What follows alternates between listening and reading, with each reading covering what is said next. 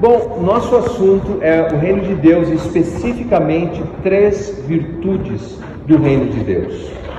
É um tema extremamente importante e que faz muita diferença em nossas vidas, eu não tenho a menor dúvida. Vamos dissecar um pouco o tema, vamos desmembrar um pouco essas informações para que possamos carregar isso em nossos corações e mentes e desfrutarmos o máximo daquilo que Deus tem para fazer em nossas vidas, em nome de Jesus. Primeira coisa é, o que é virtude? Quando nós pensamos em virtude, é inevitável que busquemos nas culturas antigas, particularmente entre os soldados romanos ou na cultura grega. No latim, eles diziam que era virtus, o soldado, o combatente, o guerreiro que tinha coragem, que demonstrava bravura, que era forte num combate. Então, se você desejava um bom soldado, se você precisava ir à guerra, você ia desejar um soldado virtuoso, que tivesse essas características. Mas como toda linguagem é dinâmica, virtude foi tomando uma nova cor, um novo sentido. E é em Aristóteles que virtude passa a ser um conjunto de habilidades sociais e morais. Em outras palavras, se você fosse fazer negócio com alguém, você ia querer fazer negócio com alguém virtuoso.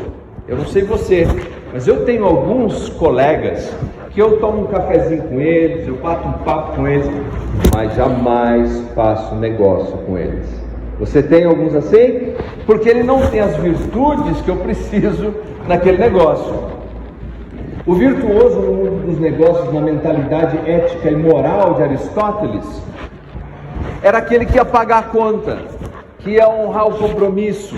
Ou, por exemplo, num relacionamento de namoro ou casamento, o que quer que fosse, você ia desejar alguém que fosse virtuoso. Um rapaz que fosse fiel à moça, a moça que fosse fiel ao rapaz, gente responsável do lar. Assim, ser virtuoso era um conjunto desejável de qualidades éticas e morais. Na tradição cristã, a virtude foi dividida em 2 campos fundamentais. A chamada virtude teológica, que nós conhecemos bem: fé, esperança e amor. E o outro campo, as virtudes cardeais ou as virtudes fundamentais, que seria força, prudência e justiça. Bom, em resumo, o que é virtude? Virtude é tudo aquilo que é desejável, é aquilo que olhamos, apreciamos no outro e é desejável para o nosso relacionamento. São qualidades que nós desejamos, em alguns casos mais do que desejamos, nós precisamos desesperadamente. Então, quando falamos de virtudes do reino de Deus, ou de 3 virtudes do reino de Deus, nós estamos falando de algumas características e qualidades do reino de Deus que eu e você precisamos desesperadamente.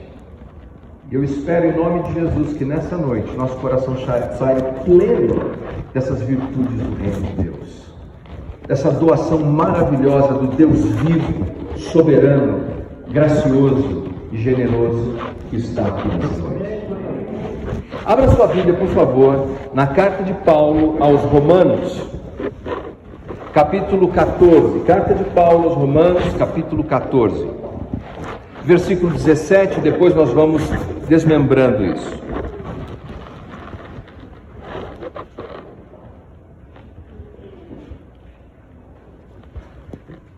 Pode ligar a Bíblia, pode até ler aqui na projeção, olha que beleza.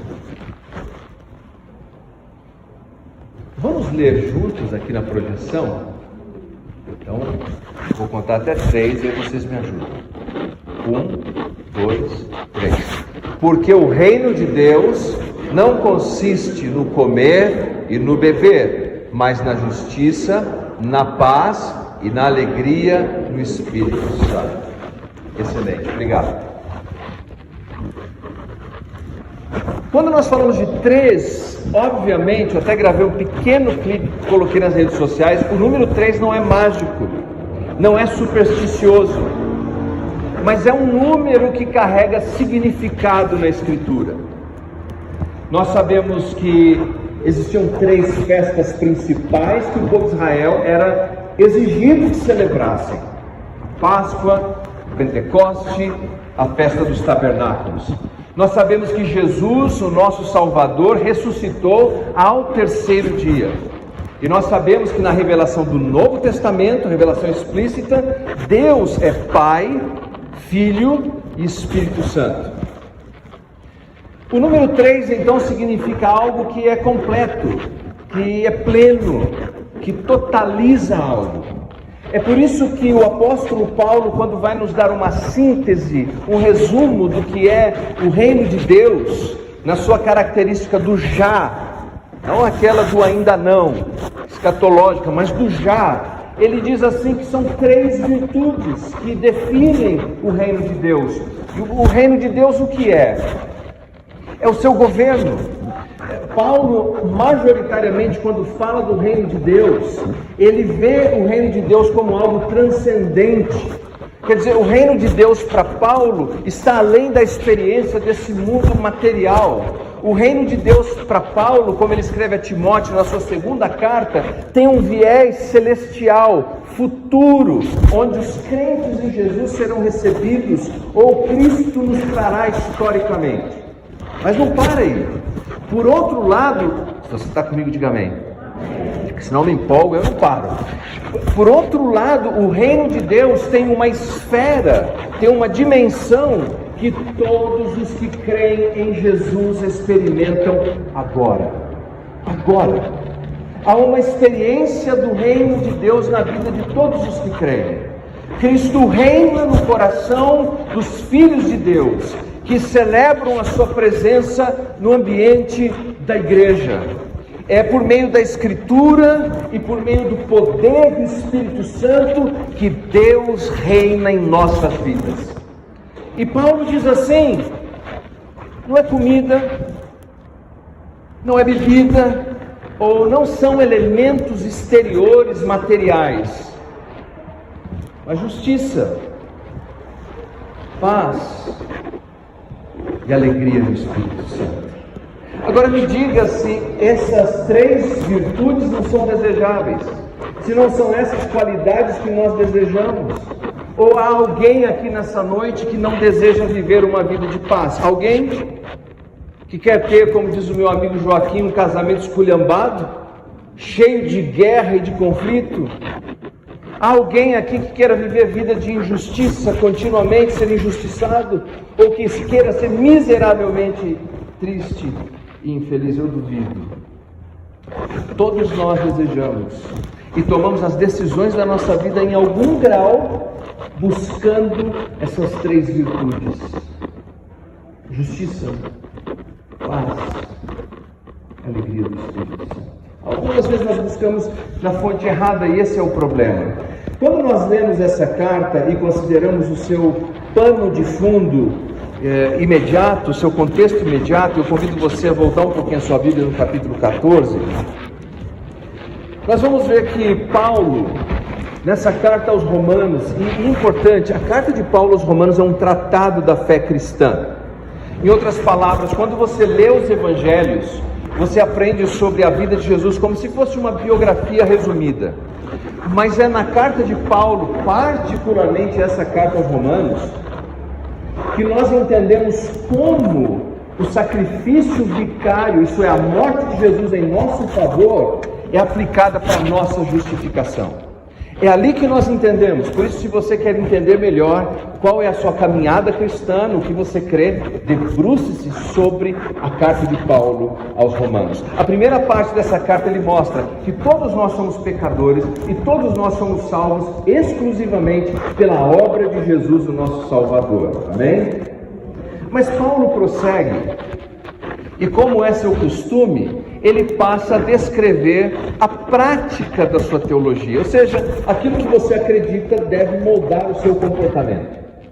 E é no capítulo 14, particularmente, que ele fala das divisões, dos cismas, das rupturas que existiam dentro daquela igreja. Agora é interessante, a igreja de Roma era uma igreja que, não que os membros se odiassem, sabe como é que é? Eles não se odiavam, mas eles tinham as suas pequenas dificuldades, eles não se davam muito bem porque era uma igreja mestiça. Uma parte daquela igreja era composta por judeus, a outra parte daquela igreja era composta por não-judeus.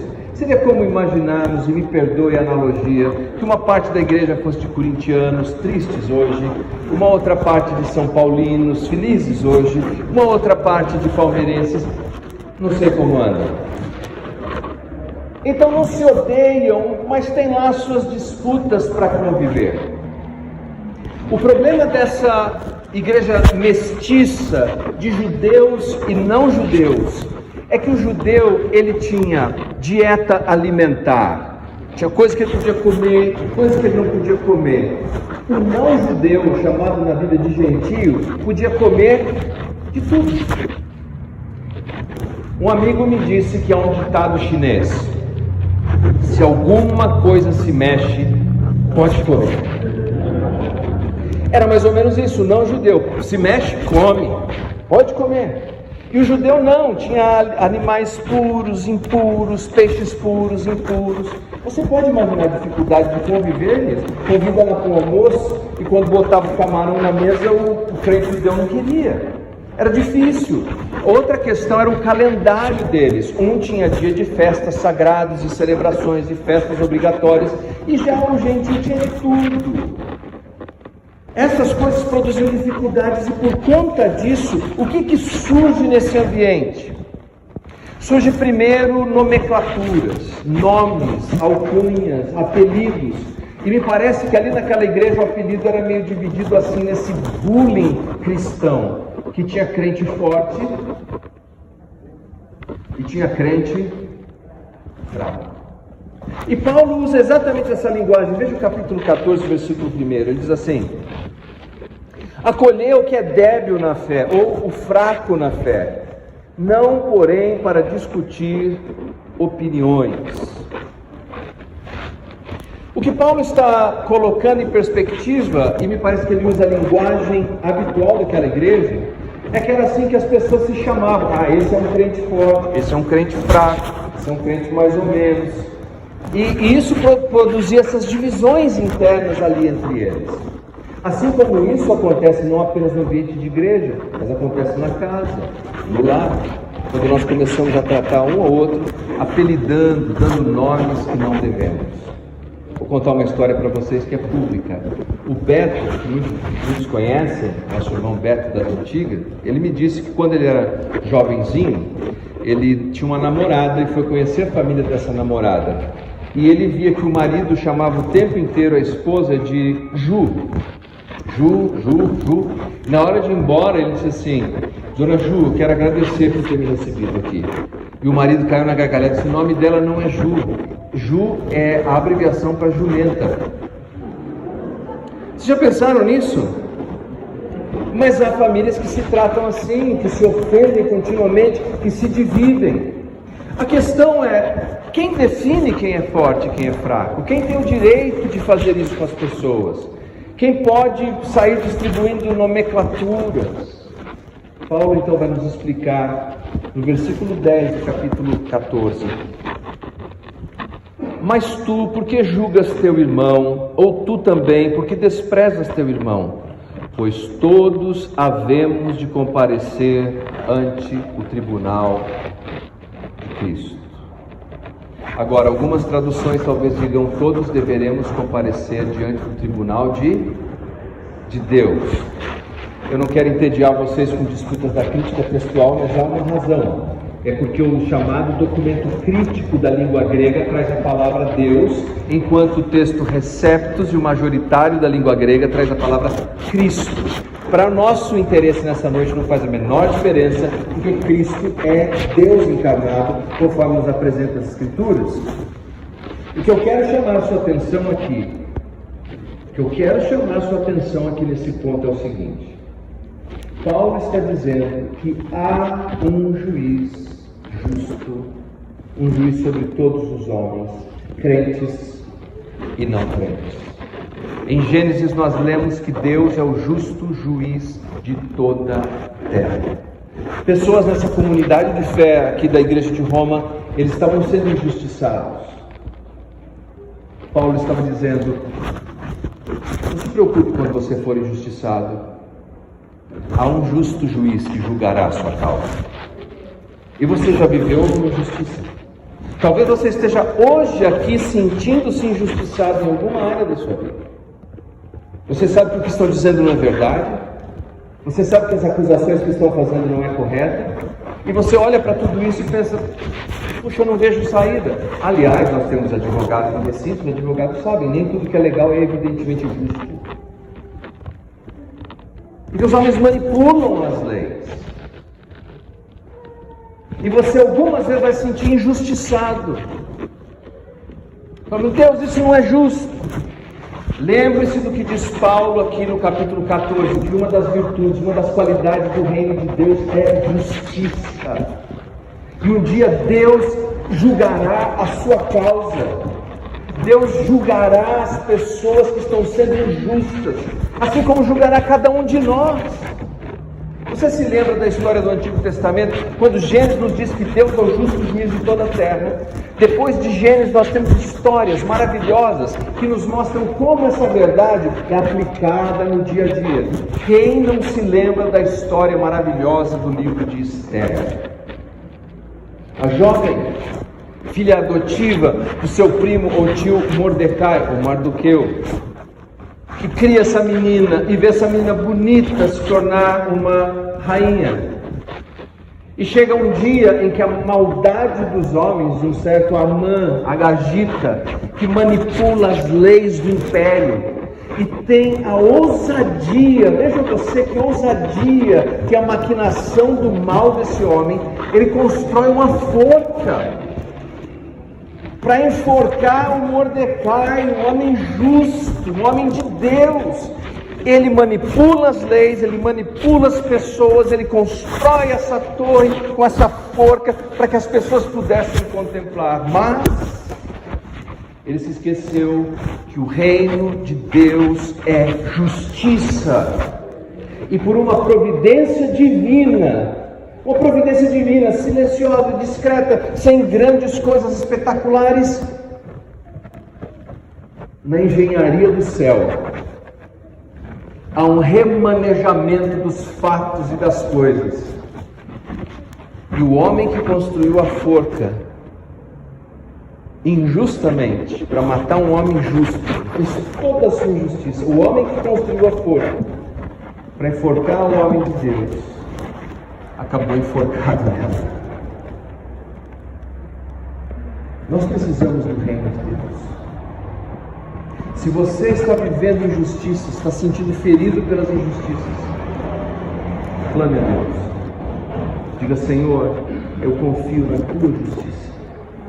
O teu reino é justiça. Eu me lembro de uma situação de um irmão querido que estava vivendo falsas acusações e moveram uma ação contra ele, e ao que tudo indicava ele iria perder. Mas veja como são as coisas. No dia da audiência, a pessoa que estava movendo a ação levou vários documentos forjados que acabaram configurando uma tentativa de falsidade ideológica.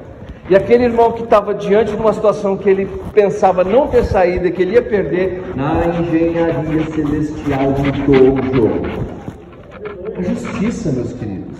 Deus é justo. Eu não estou dizendo que vai acontecer agora, ou amanhã, ou na outra semana, mas uma coisa é certa: Deus julgará a sua causa. E é nisso que nós devemos descansar. E era isso que Paulo dizia àquela igreja: parem de brigar para se justificarem. Todos nós compareceremos diante do justo juiz de toda a terra. Mas ele vai adiante. E ele nos diz o seguinte, na sequência do texto do capítulo 14, que o reino de Deus não é comida. Como nós podemos ver no versículo 2 aqui, um crê que de tudo pode comer, o outro que é débil come legumes. Não. Me parece no texto que esse problema da dieta alimentar que eles viviam ali disputando, estava roubando a paz daquela comunidade. Porque os conflitos roubam a paz, não é? A pior coisa que tem, eu sou pastor há vários anos e aconselho pessoas, é quando, por exemplo, acaba a paz no lar. É terrível. Eu conheci homens que ficavam rodando com o carro no quarteirão da casa e não queriam entrar em casa, porque eles sabiam que quando entrasse pela porta haveria guerra, uma paz. Pequenas disputas podem produzir isso. E eles estão vivendo aqui por conta dessas questões alimentares, uma disputa que está roubando a paz deles. Como podemos nós fazer isso? Como podemos render aquilo que Deus faz por nós e transformarmos em algo que nós pensamos que nós devemos fazer? Veja que inversão de valores. Eles começavam a perder a paz um com os outros e a paz com o próprio Deus.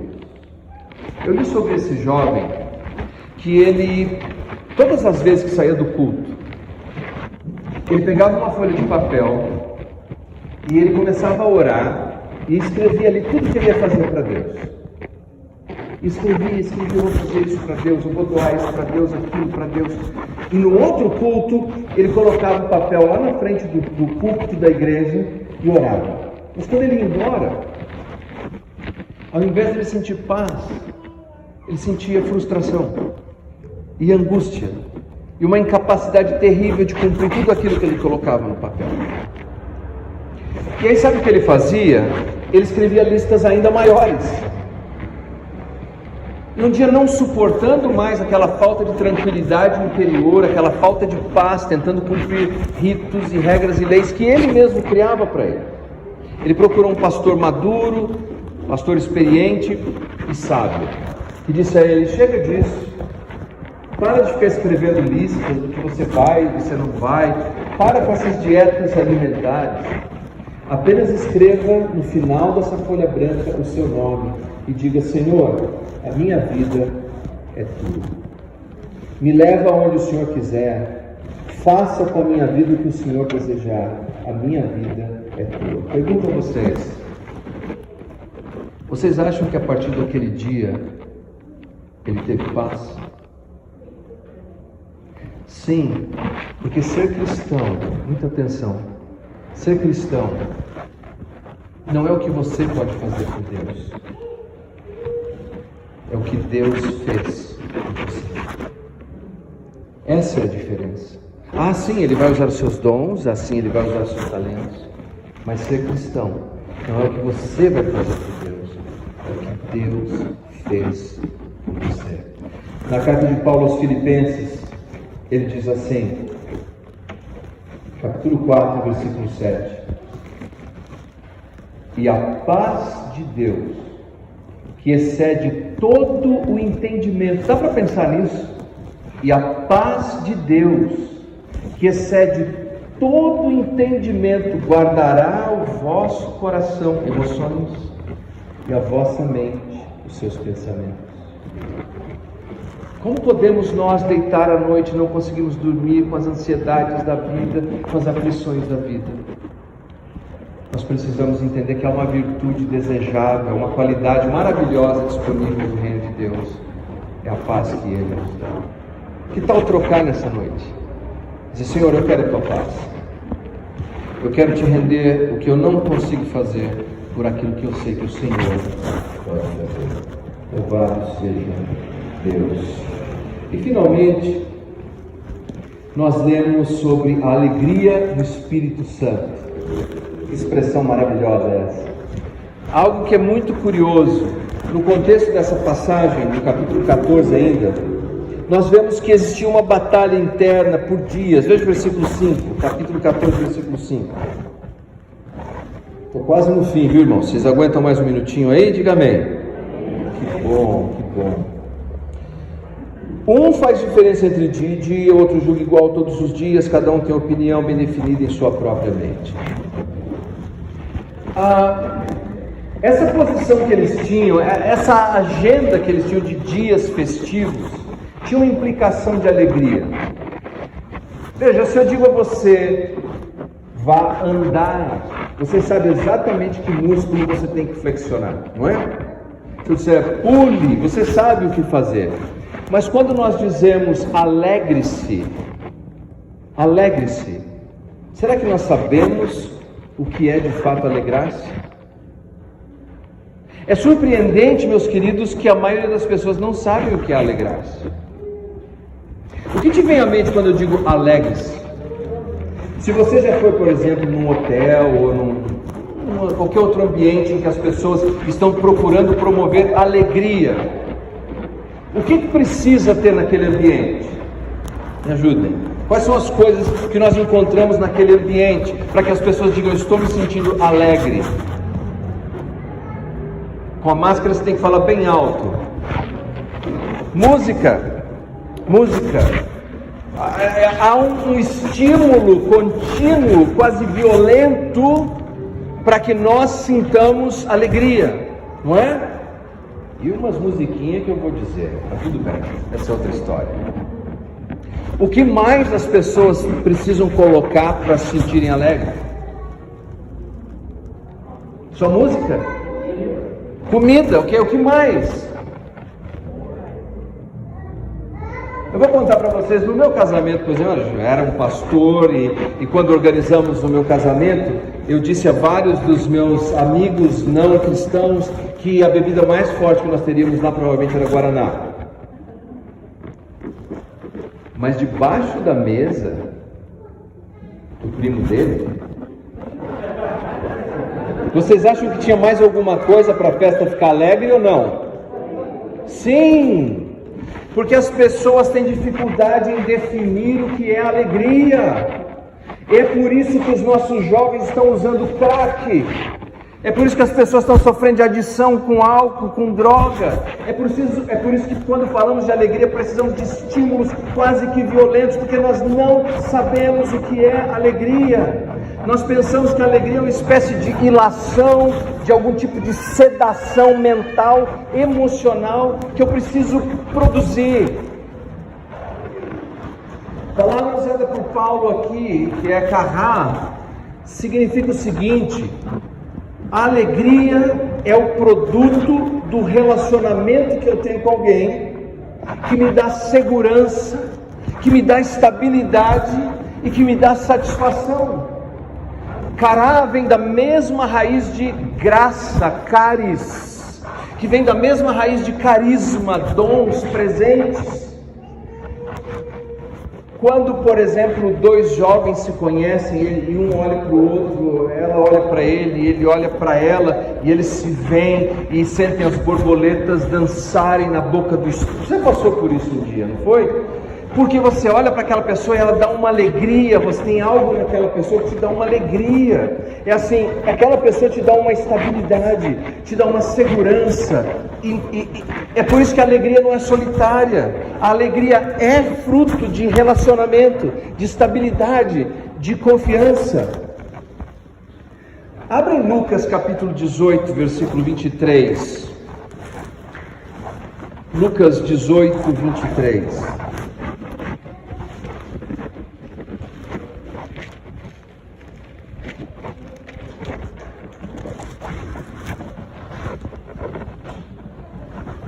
Bom, o contexto dessa passagem é um jovem rico que encontra Jesus.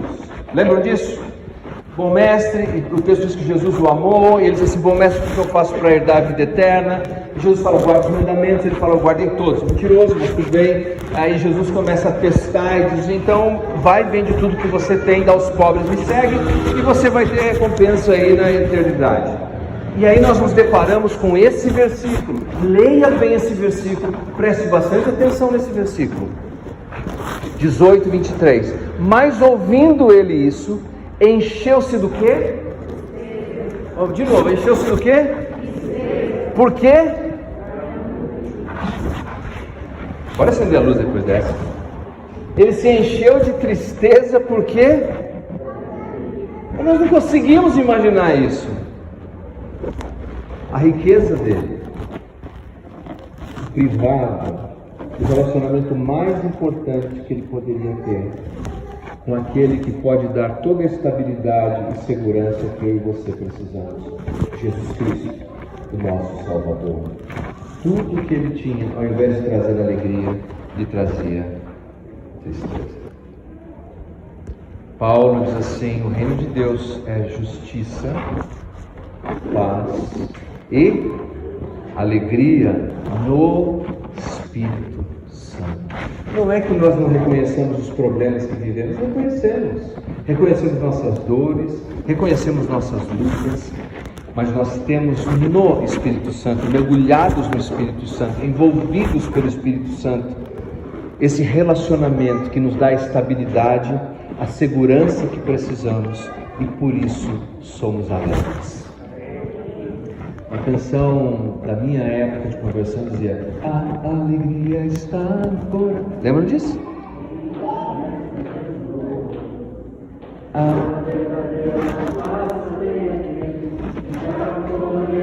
Tá bom, senão vira Disney, então não canta. Chega, tá bom.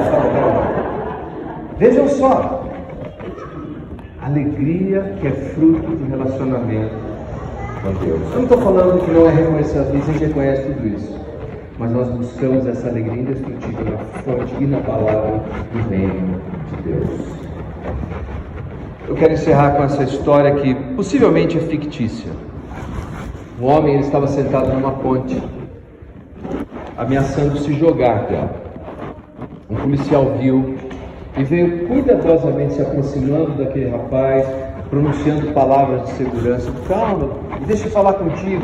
E foi se aproximando dele. E quando estava a alguns centímetros do moço, ele falou: meu caro, a sua vida não pode ser tão ruim assim, ao ponto de você querer se jogar dessa ponte. Me conta, o que está acontecendo? E o rapaz então contou como a esposa dele o havia abandonado sem razão alguma. O rapaz contou como os seus amigos o traíram e como os seus sócios roubaram o seu negócio. E agora ele estava desempregado. O rapaz contou como ele estava desenvolvendo uma doença degenerativa e não sabia como sair dali. E por uma hora ele despejou toda aquela negatividade, todo aquele fel sobre o policial que estava ali. E depois de uma hora, diz a história, os dois saltaram da ponte. Pense você, se o reino de Deus com as suas virtudes não for o suficiente para nos dar sentido na vida, nada mais dará sentido à nossa vida. Nada. Meus queridos, nós precisamos nessa noite desesperadamente dessas três virtudes do reino de Deus: justiça, paz e alegria no Espírito Santo. Vamos orar nessa noite pedindo ao Senhor que nos dê. Eu tenho meus desafios essa semana, mas eu quero confiar no Senhor. Você tem os seus? Eu quero convidar você a confiar em Jesus nessa noite e colocar tudo sobre o altar do Senhor. Fiquemos em pé, aqueles que podem, é claro, e vamos orar.